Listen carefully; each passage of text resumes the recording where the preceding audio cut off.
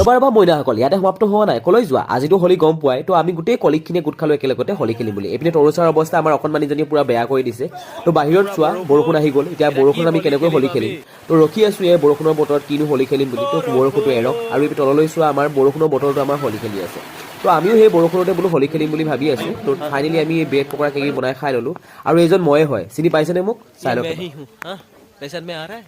তাৰপিছত প্ৰিন্সিপাল ছাৰৰ ওচৰত গ'লো তাত ধুনীয়াকৈ হলি চলি লগালো আমি তো ফাইনেলি আহি পাই গ'লো আমাৰ গন্তব্যস্থান ইয়াত আমি কি কৰিলো অলপ চাওঁ ডান্স কৰিছো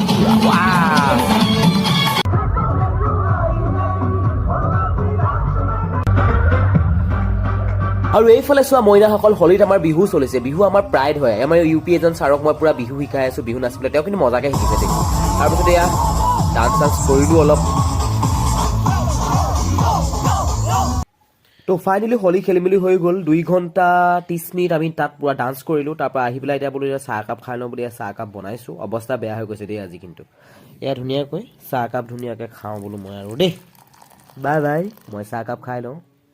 গুড নাইট